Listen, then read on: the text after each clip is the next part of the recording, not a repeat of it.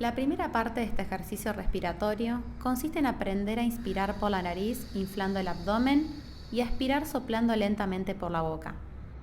En la segunda parte vamos a inspirar llevando el aire al tórax, sintiendo el movimiento de las costillas.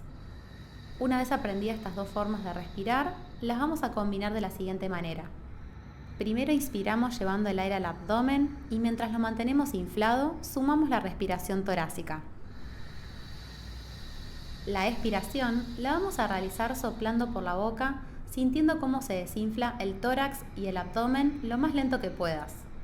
Este ejercicio te va a ayudar a mejorar tu calidad de sueño, a disminuir el bruxismo, la ansiedad y el estrés.